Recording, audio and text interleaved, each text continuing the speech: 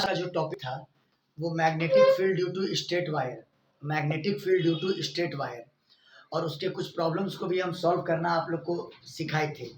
आज उस चीज़ को आगे बढ़ाते हुए दो वायर के बीच में मैग्नेटिक फोर्स कितना लगता है वहाँ तक आज आपको हम पहुँचा देते हैं। समझ गए बात को? दो वायर के बीच में मैग्नेटिक फोर्स कितना लगता है वहाँ तक आप लोग को आज पहुँचा देते हैं। तो पहले आज ये निकाल लीजिए, पहले तो वो देख लीजिए फॉर्मूला क्या था magnetic field due to straight wire के केस में। ये एक फाइनाइट लेंथ का वायर था, इसमें इलेक्ट्रिक करंट की वैल्यू आई के बराबर थी और आपको पी पर मैग्नेटिक फील्ड निकालना था। तो आपको दो काम करना था कि पहले पी से वायर पर आपने एक परपेंडिकुलर ड्रॉप किया, परपेंडिकुलर डिस्टेंस आपने ए नापा, फिर इस एंड को आपने पी से मिलाया और इस एंड को भी आपने पी से मिलाया और परपेंडिकुलर से इस एंगल को नापा, डेट इज इक्वल टू θ1, और परपेंडिकुलर से इस एंगल को नापा, this angle is equal to θ2, और आपने पी पर मैग्नेटिक फील्ड को कैलकुलेट किया डायरेक्शन के पॉइंट ऑफ व्यू से। अंगूठा करंट के लॉन्ग, चारों उंगलियों को पी पे कर्ल किया प्लेन के परपेंडिकुलर और अंदर की तरफ। ये मैग्नेटिक फील्ड का डायरेक्शन हुआ और मैग्नेटिक फील्ड की वैल्यू पी पॉइंट पर बी बराबर μ0 upon 4 pi into I by A, अब ब्रैकेट के अंदर साइन θ1 अब प्लस साइन θ2। ये रिजल्ट हम लास्ट क्लास में आप लोग को प्रूफ करके दिए थे, ये रिजल्ट लास्ट क्लास में प्रूफ करके दिए थे और इस पर जो जो क्वेश्चन था वो मैंने किया था आप लोग के सामने। आज इस थ्योरी को थोड़ा और हम लोग स्पेशल केस में ले जाते हैं। अगर ये वायर इनफाइनाइटली लॉन्ग हो जाए, मतलब ये एंड भी इन्फिनेटिव पर चला है, ये एंड भी इन्फिनेटिव पर चला जाए और ये एंड भी इन्फिनेटिव पर चला जाए, तो हेडिंग लिखिए magnetic field due to infinitely long wire. Heading लिखिए magnetic field due to infinitely long wire.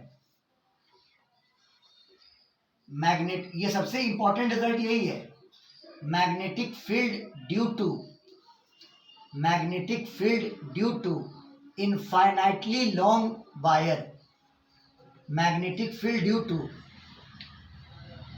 Infinitely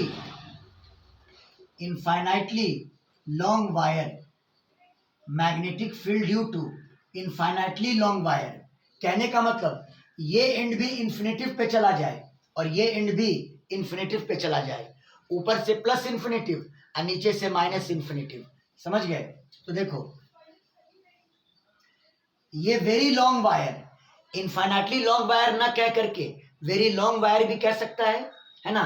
ends का नाम नहीं देगा, एंड्स का नाम नहीं देगा, क्यों? वो इन्फिनेटिव पर है, वो इन्फिनेटिव पर है।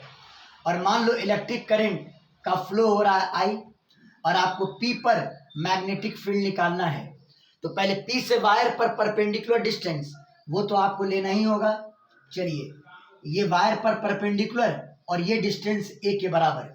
अब क्या मामला होता था कि आप इस एंड को पी से मिला करके ये एंगल मेजर करते थे, लेकिन ये एंड तो चला गया आप कहाँ? इन्फिनेटिव पर। तो इन्फिनेटिव से अगर आप पी को मिलाते हैं तो वो लाइन इस लाइन के पैरेलल हो जाएगा, है ना। ये एंड इन्फिनेटिव पर है और इन्फिनेटिव से अगर पी को आप मिलाते हैं तो इन्फिनेटिव से पी को मिलाने वाला लाइन वायर के पैरेलल हो जाएगा, यानी वो लाइन एक्चुअली में ये हो जाएगा। जो लाइन परसों आप ये देख रहे थे, जो लाइन परसों आप ये देख रहे थे, वो लाइन अब ये हो गया, ये जा करके इसके एंड से इन्फिनेटिव पर मिल रहा है, तो इसका मतलब कि ये एंगल कितना हो गया? 90 डिग्री। एंगल कितना हो गया? 90 डिग्री, यानी θ1 ये आपका 90 डिग्री हो गया। इन द सेम वे अगर ये एंड इन्फिनेटिव पर है, अगर पी से आप इन्फिनेटिव को मिलाते हैं तो ये लाइन जो होगा वो इस वायर के पैरेलल हो जाएगा। इसका मतलब कि ये सेकंड एंगल θ2 ये भी कितना हो जाएगा? 90 डिग्री। बात आई समझ में? तो उसी फॉर्मूला में आप θ1 और θ2 पुट कर दो, कितना? 90 डिग्री। आपको पी पर मैग्नेटिक फील्ड का वैल्यू आ जाएगा। तो देखिए the magnetic field at P,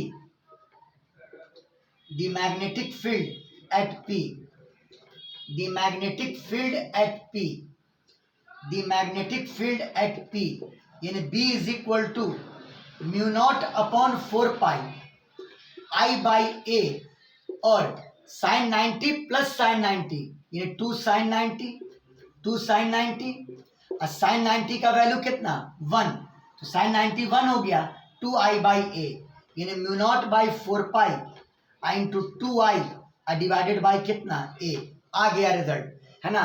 एक इनफाइनाइटली लॉन्ग वायर की वजह से आपने पी पर कैलकुलेट कर लिया मैग्नेटिक फील्ड का मान। इसमें कोई कंफ्यूजन है तो पूछिए, नहीं तो हम आगे बढ़ते हैं। बोलिए बोलिए बाबू लोग। No sir. No sir.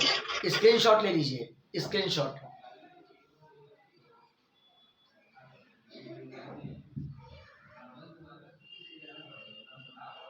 Okay sir.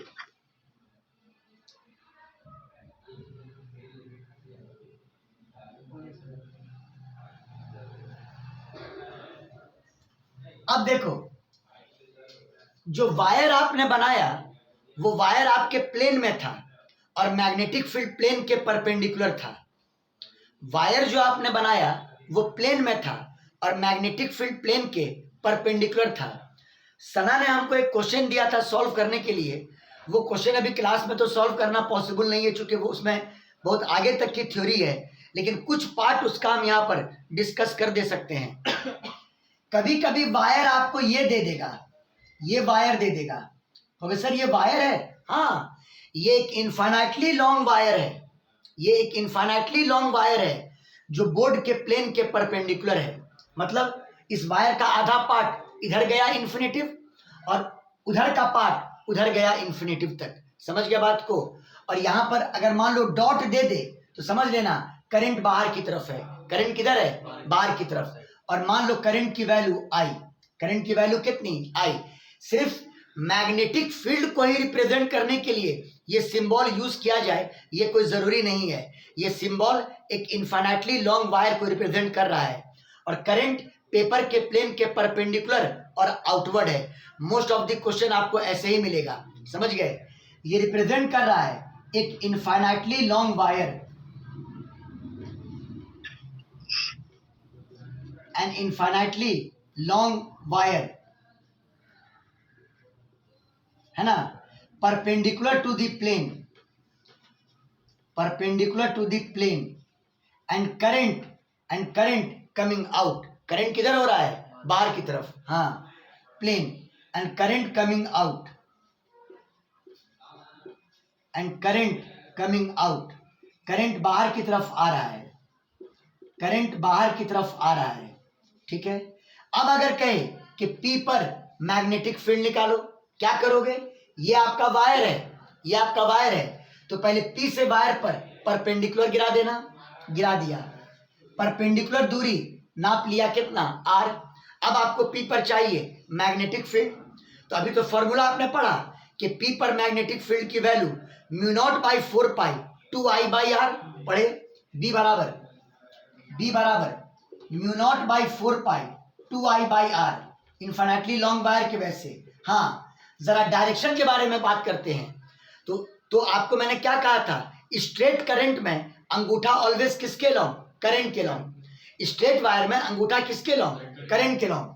अंगूठा करंट के लॉन्ग। चारों उंगलियों को पी पर कर्ल करेंगे, पी पर जहां पे मैग्नेटिक फील्ड निकालना है वहां पे मोड़ेंगे, तो अंगूठा करंट के लॉन्ग। चारों उंगलियों को पी पर मोड़ो, ऐसे मुड़ेगा, ऐसे देखिए, ऐसे मुड़ रहा है, ऐसे।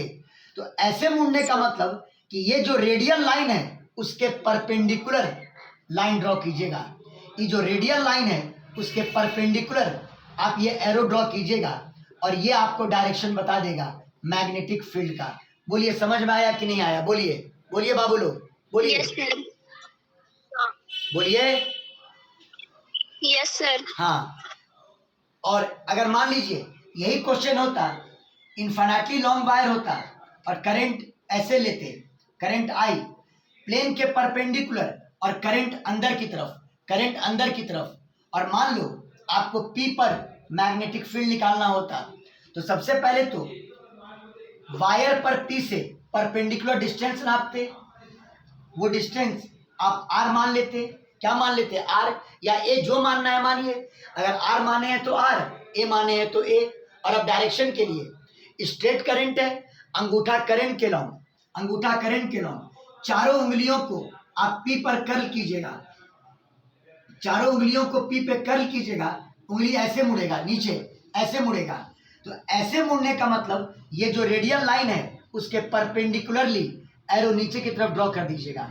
ये बात याद रखिएगा, इस रेडियल लाइन के परपेंडिकुलरली एरो नीचे की तरफ ड्रॉ कर दीजिएगा। ये डायरेक्शन हो जाएगा किसका? मैग्नेटिक फील्ड का। न्यूमेरिकल में ये बहुत काम आने जा रहा है। बात आई समझ में? बोलिए बाबू लोग, बोलिए। Yes sir. स्क्रीनशॉट ले लो, स्क्रीनशॉट।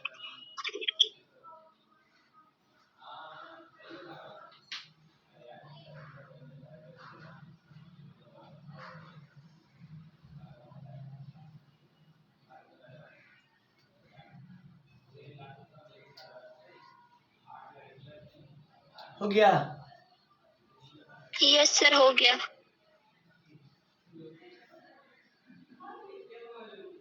देखिए क्वेश्चन, क्वेश्चन पे आइए। स्ट्रेट फॉरवर्ड क्वेश्चन देखिए इसका। मान लो यहां पे एक इन्फिनिटली लॉन्ग वायर है जिसमें करंट की वैल्यू आई, यहां पर भी एक इन्फिनिटली लॉन्ग वायर है और इसमें भी करंट की वैल्यू आई या आई मान लो, बस फर्क है इसमें करंट पेपर के प्लेन के परपेंडिकुलर और आउटवर्ड, और इसमें करंट पेपर के प्लेन के परपेंडिकुलर और इनवर्ड।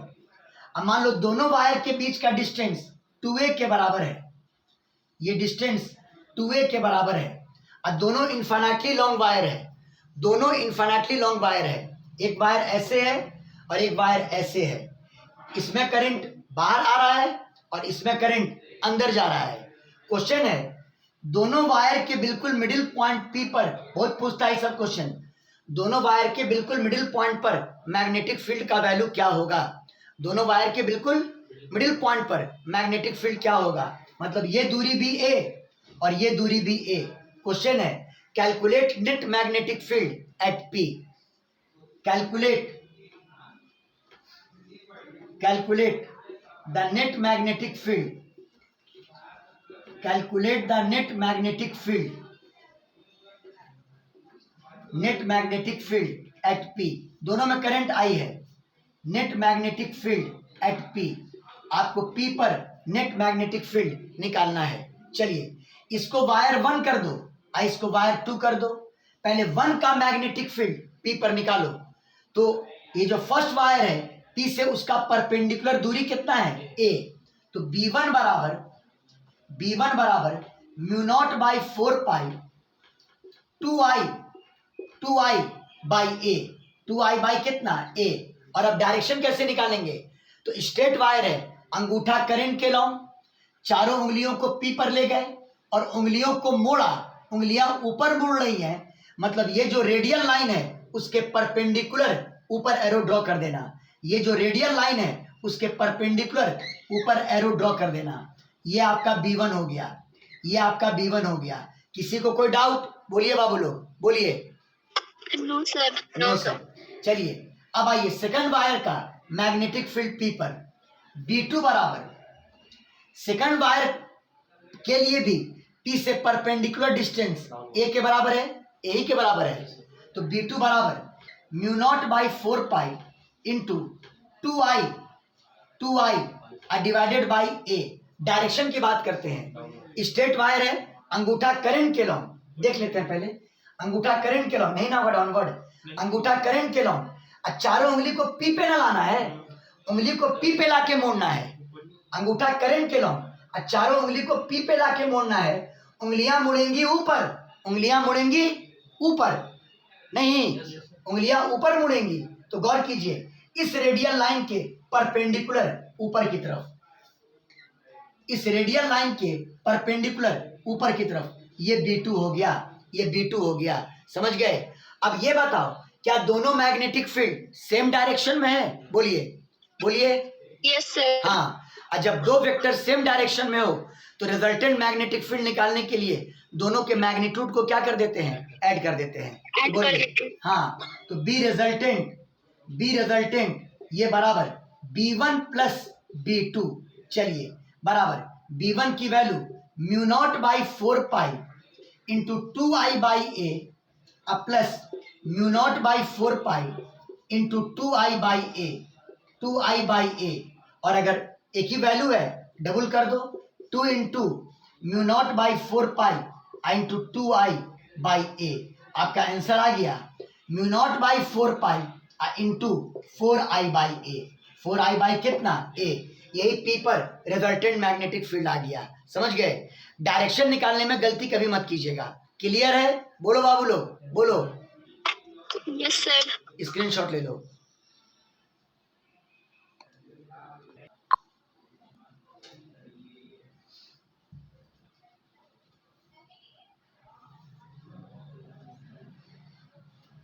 हो गया सर।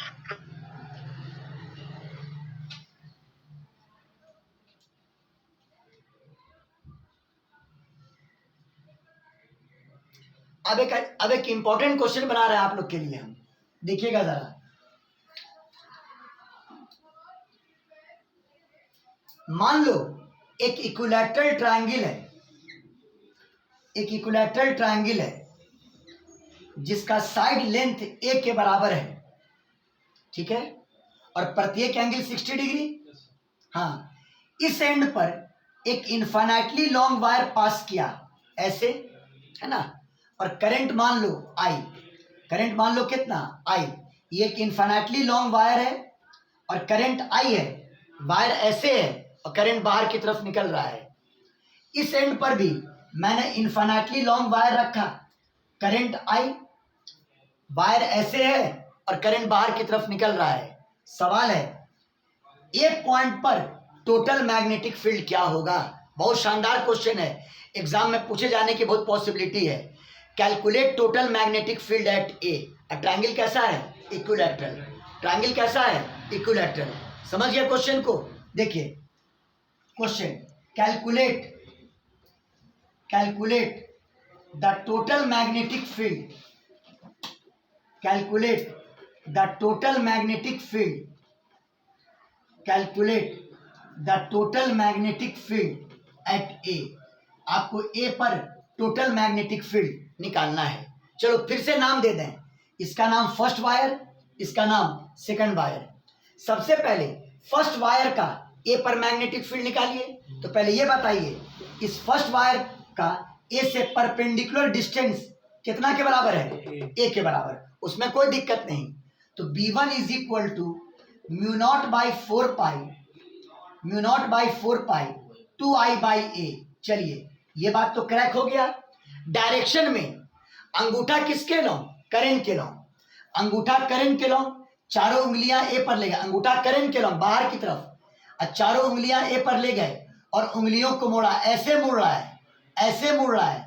मतलब ये जो रेडियल लाइन है उसके इस रेडियल लाइन के नाम दे दो ना, इसका नाम बी, इसका नाम सी। तो ए बी के परपेंडिकुलर इधर, ए बी के परपेंडिकुलर इधर, है ना, ए बी के परपेंडिकुलर।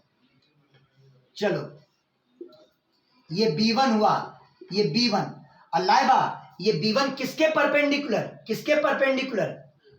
ए बी के, किसके? ए बी के परपेंडिकुलर। ये B1 ए बी के परपेंडिकुलर, इस रेडियल लाइन के परपेंडिकुलर। चलिए ये भी हो गया।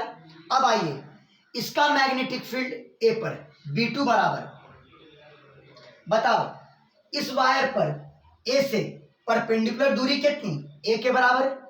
परपेंडिकुलर दूरी कितनी? ए के बराबर, यानी mu naught by 4 pi 2i by a. B2 बराबर mu naught by 4 pi into 2i upon a, 2i upon a. और अब बताओ मैग्नेटिक फील्ड का डायरेक्शन क्या होगा? तो अंगूठा नहीं, सेम कैसे होगा? अंगूठा किसके लो? करंट के लो, करंट के लो। चारों उंगलियों को ए पर ले गए और उंगलियों को जब मोड़ा, ऐसे मुड़ेगा, ऐसे मुड़ेगा, लेकिन किसके परपेंडिकुलर? किसके परपेंडिकुलर? सीए के, सीए के परपेंडिकुलर। हाँ यही ट्रिक है, सीए के परपेंडिकुलर। यानी B2 का लाइन ये लेना, B2 का लाइन ये लेना, सीए के परपेंडिकुलर, ये B2 का लाइन हुआ, और ये परपेंडिकुलर है किसके? सीए के। ये परपेंडिकुलर है किसके? सीए के। समझ गए बात को? अब मेन काम क्या रह गया? दोनों फील्ड का तो मैग्नीट्यूड सेम है। सबसे बड़ा काम आपका ये होगा कि B1 और B2 के बीच का आपको एंगल निकालना होगा, तभी आप रिजल्टेंट का वो फॉर्मूला यूज कर सकते हैं, √a² + b² plus 2ab into कितना cos थीटा। याद है ना? अब ये फॉर्मूला आपको यूज करना होगा, क्योंकि B1 और B2 ना ही एक डायरेक्शन में है ना ही अपोजिट डायरेक्शन में है। मेरी बात आ रही है समझ में? बोलो। Yes sir. हाँ, अब दूसरी बात कि ना ही दोनों का मैग्नीट्यूड इक्वल है। हाँ, दोनों का मैग्नीट्यूड इक्वल है, तो चलो इसको भी मिटा दिया। मेरा एक बड़ा सुपरहिट फॉर्मूला हुआ करता था 2m cos θ/2, 2m इंटू कितना cos θ/2, है ना? m दोनों का मैग्नीट्यूड दोनों का सेम है, मैग्नीट्यूड दोनों का क्या है? सेम है। बस खाली ये एंगल पता चल जाए तो रिजल्टेंट मैग्नेटिक फील्ड का वैल्यू हमारा कैलकुलेट हो जाएगा। अब ये एंगल तक हम लोग कैसे पहुंचे हैं, ये एंगल का काम आप लोग जरा सोचिए, ये एंगल कैसे लिया जाए। आप जानते हो ये एंगल 60 डिग्री इक्विलैटरल ट्रायंगल है, ये एंगल भी 60 डिग्री और यहाँ पर ये वाला एंगल भी 60 डिग्री। तो ये बताओ, जब ये 90 डिग्री और ये 60 डिग्री, तो क्या ये 30 डिग्री हो जाएगा? ऑब्वियसली ये 30 डिग्री। और जब ये 90 डिग्री और ये 30 डिग्री, तो क्या ये 60 डिग्री हो जाएगा? हो गया, काम बन गया। इसका मतलब B1 और B2 के बीच में एंगल कितना आ गया? थीटा बराबर कितना? 60 डिग्री। यूज कर दो यही फॉर्मूला, B रिजल्टेंट बराबर 2m इंटू कितना cos θ/2, है ना? 2m इंटू कितना cos θ/2। तो resultant magnetic field eight A, resultant magnetic field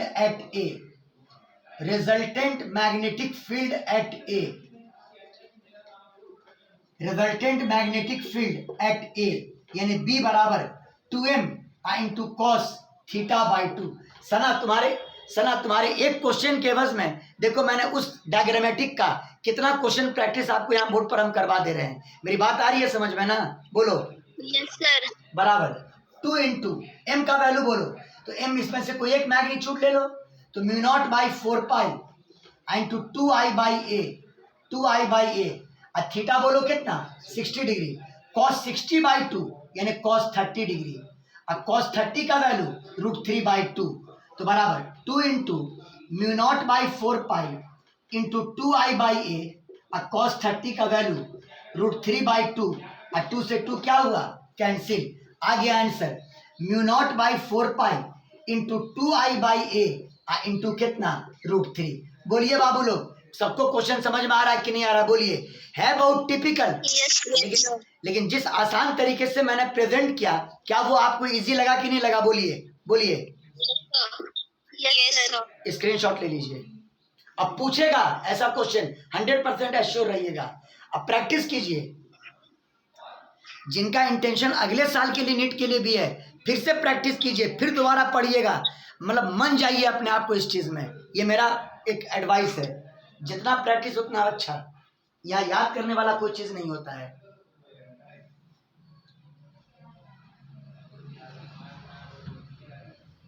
हो गया? बोलो। यस सर, हो गया। चलिए, आप ये समझ गए। अब आ जाओ आप लोग के क्वेश्चन बैंक में एक और टॉपिक है, दो स्ट्रेट वायर के बीच में मैग्नेटिक फोर्स। दो स्ट्रेट वायर के बीच में मैग्नेटिक फोर्स। आइए, magnetic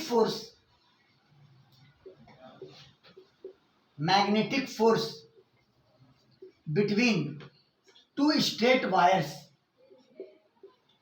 magnetic force between two straight wires, two straight long wires कर दो, लॉन्ग यानी इन्फिनिटली लॉन्ग वायर्स। ठीक है, हो गया? बोलो। Yes sir. और हेडिंग है, यस सर। और हेडिंग है मैग्नेटिक फोर्स। चलिए, दो वायर मैंने लिया, ये वायर नंबर फर्स्ट और ये wire number second.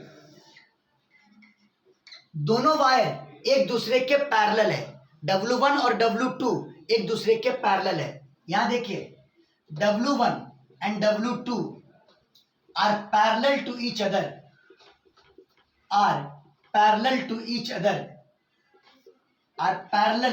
To each other, है ना, और उनके बीच का डिस्टेंस आप मान लो d के बराबर, and d is the distance between them, and d is the distance between them, and d is the distance between them, उन दोनों के बीच की दूरी d है, d is the distance between them, उन दोनों के बीच की दूरी d है।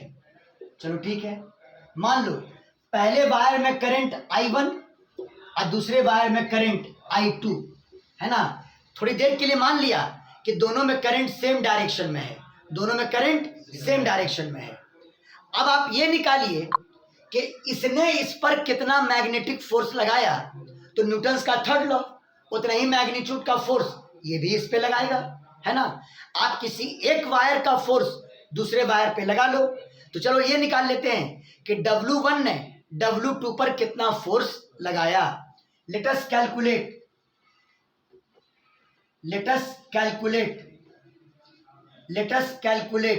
मैग्नेटिक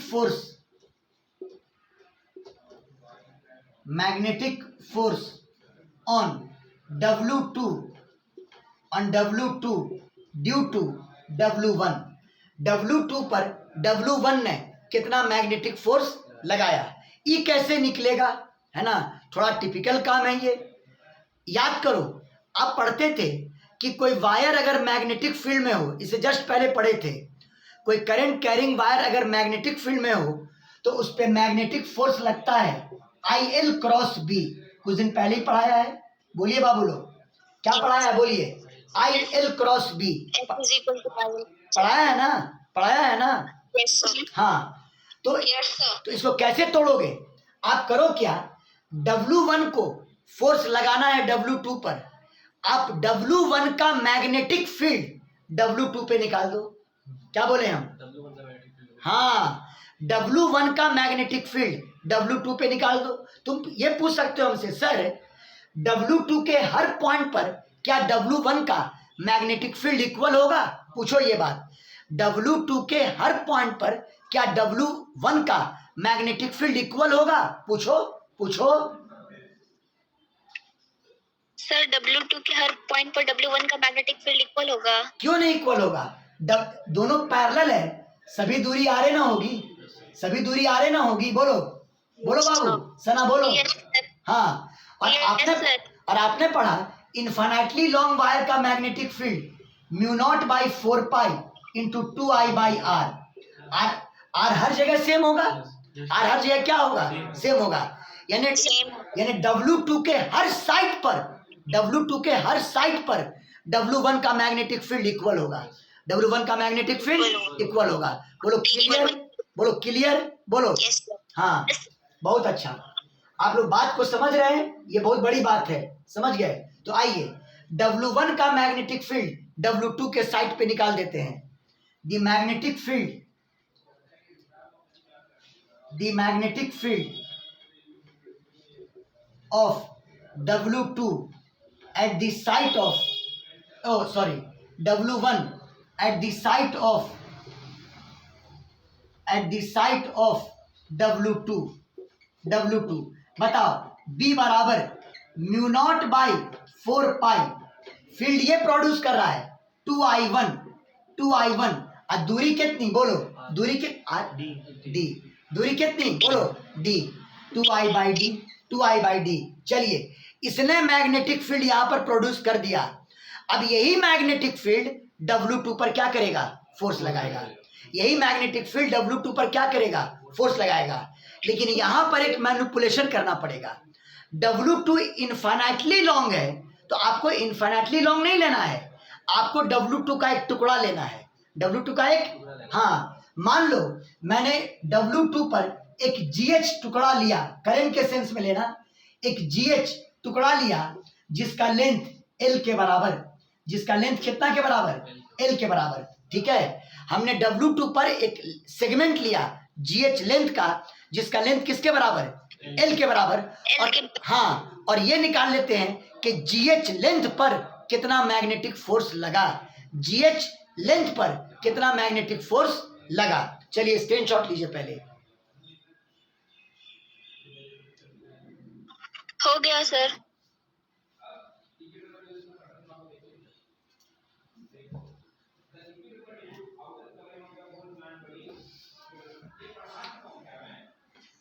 अच्छा हाँ, ये तो बताया भी नहीं किए कि इसने जो यहाँ पर मैग्नेटिक फील्ड प्रोड्यूस किया उसका डायरेक्शन क्या होगा। तो अब तो देखो, वायर फिर प्लेन में आ गया, वायर फिर प्लेन में आ गया, तो इसका मैग्नेटिक फील्ड प्लेन के परपेंडिकुलर होगा। अंगूठा करेंट के लॉ, चारों उंगलियां वहां ले गए जहां निकाले हैं फील्ड, मोड़ा, किधर मुड़ रहा है, अंदर की तरफ, प्लेन के परपेंडिकुलर और अंदर की तरफ। ये मैग्नेटिक फील्ड का डायरेक्शन हुआ। बोलो क्लियर, बोलो बा, बोलो बोलो। यस। हाँ, now magnetic force, now magnetic force on GH जो कि W2 का एक पार्ट है, जो कि W2 का एक पार्ट है, GH A part of W2, A part of W2। बताओ मैग्नेटिक फोर्स बराबर, फॉर्मूला क्या पढ़ाते थे, IL क्रॉस B। इसमें करंट I2 है, इसमें करंट I2 है, यस सर। तो I2 I into L vector across B vector.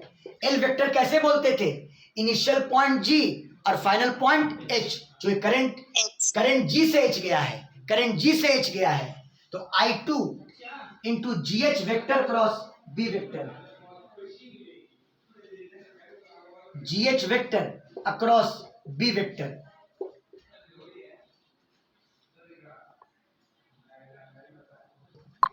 चलिए I2 GH cross B vector. बताओ GH वेक्टर ऐसे है, GH वेक्टर प्लेन में है, अब B वेक्टर प्लेन के क्या है, परपेंडिकुलर है। एंगल बोलो, एंगल बोलो। 90 डिग्री। हाँ, GH वेक्टर ये है, अब मैग्नेटिक फील्ड अंदर की तरफ है, एंगल बोलिए 90 डिग्री, यानी 90 degree. I2 GH I into B I into sine 90 degree, sine 90 degree बराबर I2 GH की वैल्यू L लिखा into B sine 90 degree, sine 90 कितना 1 आ गया, फोर्स 1। फोर्स आ गया। और अब फोर्स का वैल्यू ऐसे लिख दो, I2L, अब B का वैल्यू यही था, mu naught by 4 pi 2I1 by D, mu naught by 4 pi 2I1 by D, 2I1 by D, या ऐसे लिखो mu naught by 4 pi 2I1 into I2 by D, और गुना कितना L, गुना कितना L। चलिए आपको निकल गया फोर्स। इस वायर ने W2 वायर के L लेंथ पर, W2 वायर के L लेंथ पर कितना मैग्नेटिक फोर्स लगाया। अब अगर ये लेंथ 5 मीटर का है, L का वैल्यू 5 मीटर पुट कर देना, L का वैल्यू अगर 10 मीटर का है 10 मीटर पर लगा देना फोर्स। समझ गए। 1 मिनट और, अभी एक कहानी बाकी है। फोर्स का डायरेक्शन क्या होगा, फोर्स का डायरेक्शन क्या होगा, फोर्स का डायरेक्शन यहां से आएगा GH vector cross B vector. देखिए GH का पॉजिटिव सेंस ये है, तो चारों उंगलियां GH वेक्टर के लो, किधर मोड़िएगा B की तरफ, किधर मोड़िएगा, किधर मोड़िएगा B की तरफ, इनटू द प्लेन। तो GH से B की तरफ मोड़ा और अंगूठा को स्ट्रेच किया, इधर मुड़ा अंगूठा, बोलो यस सर। इधर मुड़ा, हाँ लेफ्ट साइड। हाँ लेफ्ट साइड, कहो ना W1 की तरफ, कहो ना W ज्यादा अच्छा लगेगा, W1 की तरफ। हाँ ये डायरेक्शन हुआ मैग्नेटिक फोर्स का। तो क्या पता चला लाइबा, लाइबा क्या पता चला कि दोनों में अगर करंट का डायरेक्शन सेम है अट्रैक्ट करेगा, और करंट का डायरेक्शन अगर Yes, अपोजिट sir. होता तो रिपेल करता। समझ में आई बात, रिपेल करता है ना। Yes, sir. तो दो पैरेलल वायर में अगर करंट का डायरेक्शन सेम है अट्रैक्ट करेगा, और दो पैरेलल वायर में अगर करंट का डायरेक्शन अपोजिट है एक दूसरे को क्या करता, रिपेल करता। चलिए रिपेल करेगा। आपको पहुंचा दिए हम जहां तक कमिटमेंट किए थे आज कि magnetic force between to wires, आप लोग को आज क्लियर कर देंगे हम। हमने क्लियर कर दिया ना, बोलिए बाबू बोलिए, यस सर। स्क्रीनशॉट ले लो, क्या कर दोगी इस सब टॉपिक्स का, बनता चला जाएगा एकदम तुरंत तुरंत। सवाल लगाना स्टार्ट कर दीजिएगा, लेट नहीं।